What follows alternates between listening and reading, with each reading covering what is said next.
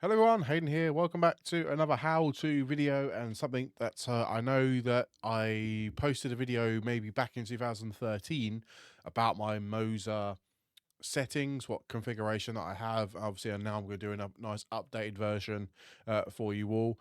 Just as a reiterate, I'm using a Moza setup. As you can see on the screen right now, I've got the Moza R5 base with the Moza GS V2 steering wheel. Epic configuration. I love this steering wheel and wheel and base. Obviously, I know the R5 is the lower of the in the Moza setup, but for me personally, I've not had a direct drive wheel before, so it was just easy just to go with the smallest one, and obviously work my way back up. So anyway, let's just dive straight into it then. So, as you can see on screen right now, obviously I've got the game force feedback intensity set to 100%. I think that's critical, and I'll explain why in a moment. And then inside here, the maximum wheel steering wheel angle is set to 800. Now, big caveats here. Obviously, when I'm racing, depending on what car I'm racing, I will change this value here. So, for example, I know that the BMW M4 in ACC is a 516-degree turn angle. So I'll set 516 in there. Then obviously I'll do it inside the game as well, just so that they all marry up together and everything is fine. Obviously, if you're using something like, I don't know, a TCR in a Assetto Corsa, then obviously you want to set it to 900 because that's going to be what it's used for. So it's just as easy as that. And then next, you can obviously go into the steering wheel itself. You can configure different buttons, or you can tell the buttons what to do. You can set the engine RPM indicator. So that basically is this top bar flash here, depending on how you want it. So you can get it to do it early, to upshift early, or late, or custom, however you decide you want to do it. Epic. You can turn it off completely if you don't want it, or you can just have it on as a static value. I like to have the RPM indicator. I think it's a very good stick. So you can have stick mode or D-pad mode on the buttons on the stick. Sorry, I have it set to button. I quite like it set to button, and then the band knob mode can be set to button again on knob, and I keep them on knob. The clutch, I have it set as axis split. I don't really use the clutch really, if I'm being honest. If I have it bound, I have it bound to this one here or this one here. I don't really have any requirement for it, so I'll move swiftly on from there. Obviously, I've jumped ahead a bit. So the base itself, here you can see what we saw earlier with the 516 or 900. Keep this synchronous ticked. That will obviously then keep it nice and sync between the game. Road sensitivity, I have it on 10. You can adjust these if you feel like the force feedback is not enough or too much. Bearing in mind, I use the R5. And obviously it's not the most powerful one, so I crank up all the settings as much as I try anyway, at least. The game sensitivity, force feedback intensity, sorry, is 100%, like we spoke about. Maximum wheel speed is set to 60%. Wheel spring strength is set to 0, and that's basically when the wheel gets all the way around to the furthest it's going to go. For example, 516 degrees or half that, basically. How strong does it kick back, basically? And that's I set it to 0 because I don't really want to have it any stronger if I can get away with.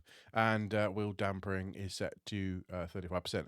Just before we move on, you can set presets if you like. So if you're trucking or you want to do some rally, performance karting, you can set some nice defaults here, which is handy if you don't really want to mess around with the settings.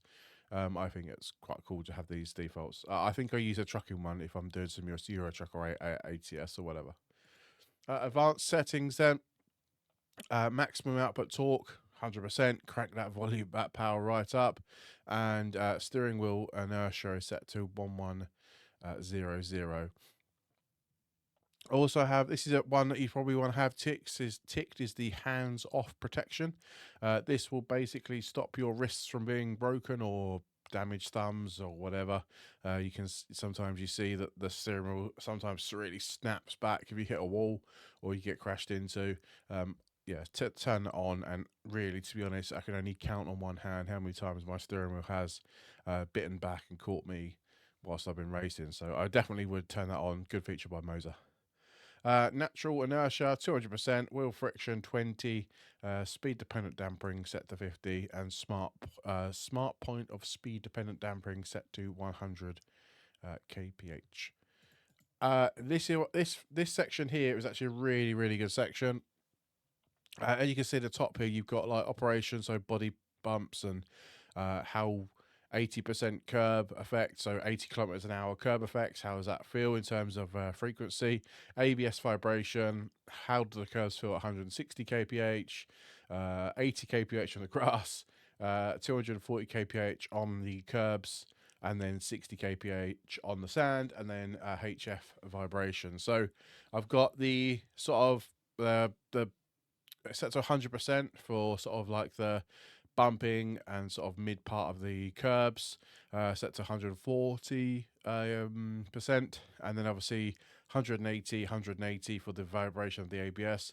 Sometimes I want to increase that, maybe quite like the vibration of the ABS, but obviously if you're hitting the ABS quite a lot, it can get quite vigorous on the steering wheel. So you adjust that as and well. I found a sort of a sweet spot of 180 there. And then you've got 160 and then 100.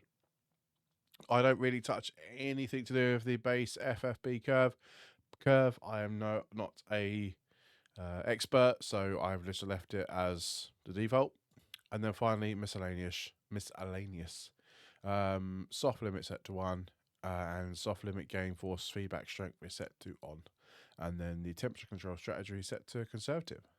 And that is pretty much it. As you can see, it's a very good piece of software. What I will say is make sure you run it in admin mode, because sometimes it has a tendency to not respond very well. So I will just bear that in mind. Maybe run it as admin mode, or basically get it to go into admin mode when you start it up. And obviously don't worry if you've got the application open and you go to open it again, it closes the application. You have to reopen it again. There's a bit of a bug in there. But all in all, a very good piece of software, very good piece of hardware. And just before we finally go, don't forget to hit that like button, subscribe to the channel if you're not already, and I'll speak to you next time. Stay safe. Bye bye.